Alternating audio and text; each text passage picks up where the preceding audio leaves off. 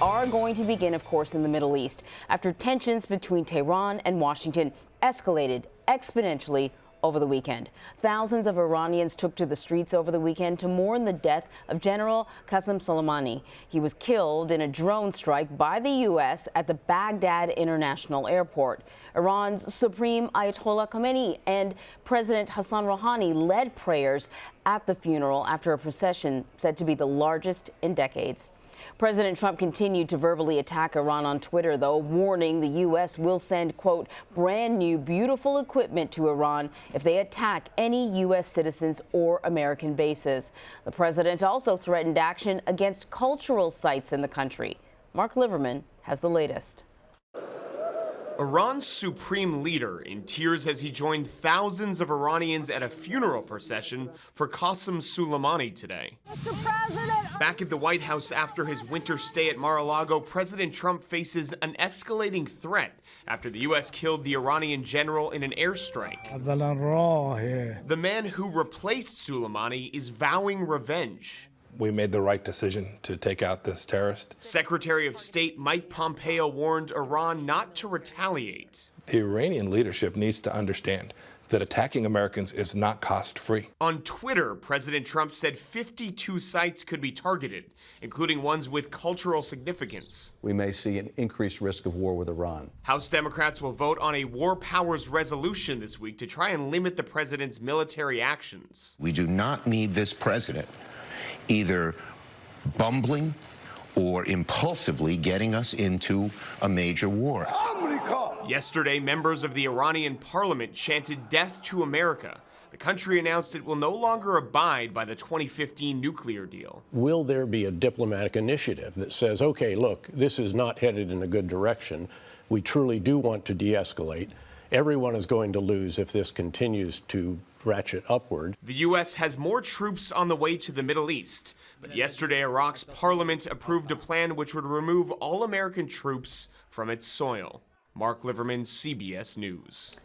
LINA KHATIB joins me now from London. She is the director of the Middle East and North Africa program at Chatham House, an international affairs think tank. Thank you so much, LINA, for joining us and giving us some perspective. So right at the end of that story, Mark's story there, he talked about Iraq's parliament voting to order U.S. troops out of the country and said basically if troops remain, they will be considered occupants. President Trump responded saying, look, the U.S. is not leaving unless Iraq pays for air bases. And, and he also threatened sanctions against the Iraqi people. They know how devastating sanctions can be. Iraq is an ally. Iraq invited the U.S. troops to the country to help in the fight against ISIS. Can we talk about the diplomatic implications of threatening an ally in the region at such a sensitive time? It is a very sensitive issue because we have a joint problem, which is ISIS. The United States is present in Iraq to help stabilize the country, and it is there as part of an international coalition that is fighting ISIS. Even though today there's no active fight, there's potential for ISIS to come back. So abandoning Iraq just like that is going to cause more problems down the line, and this is something that the U.S. is aware of, and the allies of the United States in the international coalition are also aware of. When it comes to Iraq, the government there is under a lot of pressure by Iran. A lot of people in the Iraqi government are sympathetic to Iran or allied with Iran. And therefore, as you can see, there are two trends. One trend is saying we basically need the United States and its allies to help us against ISIS and to help stabilize Iraq. But the pressure from the Iranian side is very strong. And I think eventually it's going to be very difficult for the U.S. to justify staying in Iraq unless explicitly invited to do so. So we are about to face a very delicate diplomatic standoff. I just want to point out to people that you're sort of in a split screen, and what they're seeing on the other side of the screen are live pictures from Tehran, the massive crowds mourning the death of Soleimani. So we have since learned that Iraqi's prime minister says that Soleimani was heading to Iraq to discuss de-escalation between Iran and Saudi Arabia. Now, the Trump administration says that this strike was necessary because Soleimani posed an imminent threat to Americans in the region, or American interests in the region. Now we're hearing that there's a possibility that there was some diplomacy happening behind the scenes. Was this attack on Soleimani a miscalculation? Well, despite what message Soleimani might or might not have been carrying on this occasion, the fact remains Soleimani has been responsible, or was responsible, for attacks all over the Middle East against civilians, whether in Iran against protesters, whether in Iraq also against protesters, or even in Syria. He was the mastermind of Iran's proxy military groups in the Middle East at large.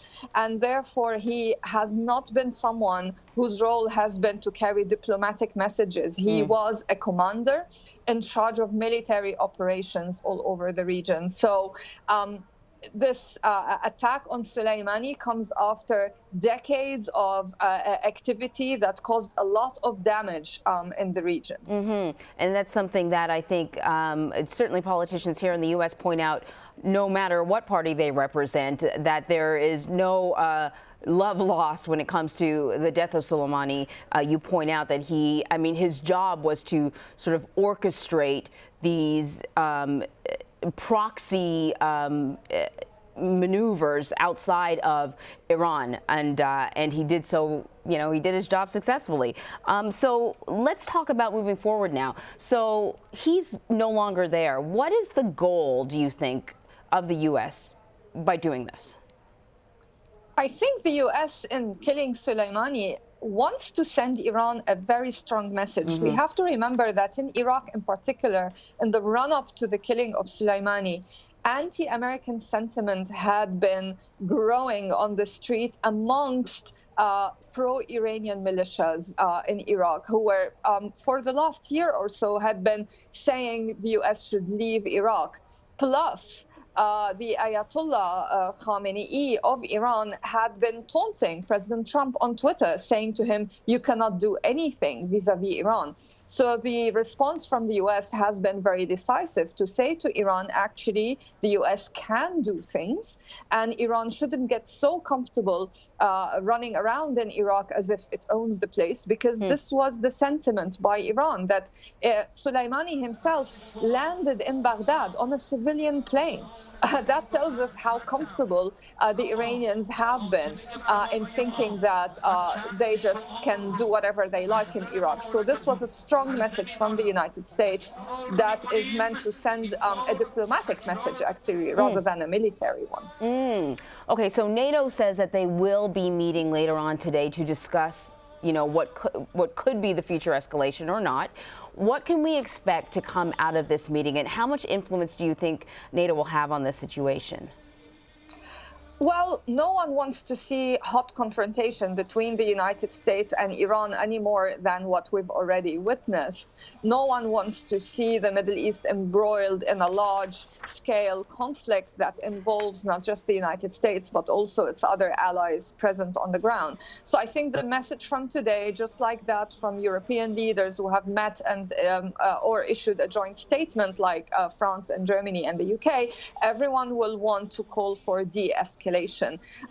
As I said, ultimately here we have a diplomatic standoff rather than a military standoff. It may have taken the form of an attack on Soleimani or various threats on Twitter by President Trump and also by Iran, saying we will be able to attack U.S. targets. However, ultimately, there's a lot of posturing going on, and neither side wants to engage in war with one another on a large scale. So I'm hoping that the NATO meeting will contribute to de-escalation on both sides. What could retaliation from Iran look like? We know that Soleimani's job was to make inroads and build connections with various militia groups throughout the region. There's a lot of concern about sort of a proxy retaliation. What do you see as a possibility? There are many possibilities in theory. For example, U.S. bases could be attacked, whether in Iraq or in the U.S. These are, again, the bases occupied not just by U.S. forces, but also international anti-ISIS coalition forces. Were that to happen, it would escalate the conflict beyond the United States and Iran. And I don't think this is in Iran's interest. I don't think it is likely, despite the rhetoric. There could be attacks in the Gulf region, in the Strait of Hormuz, like we've seen before, attacks on, for example, vessels that are passing through the Gulf. However, Iran now, after the killing of Soleimani, needs to calculate its steps quite carefully, because the U.S. has shown that it is capable and willing to engage in larger scale retaliation. So I don't think it's in Iran's interest to actually go down that route. And do you think they would, if they choose to go down a route like that, stick to military targets? They would stick to military targets, and they have been explicit in their threats to say U.S. civilians will not be a target. It's only U.S. soldiers. But even that is bad enough for the United States. It's not something that the United States is going to put up with. And President Trump has made that very clear. And I don't think anyone will expect the U.S. to just do nothing were its military assets to be attacked. And so I think right now we're seeing a lot of posturing on both sides, but I don't think it's in Iran's interest to actually even attack just military targets for the U.S. All right, Lina Khatib, thank you so much.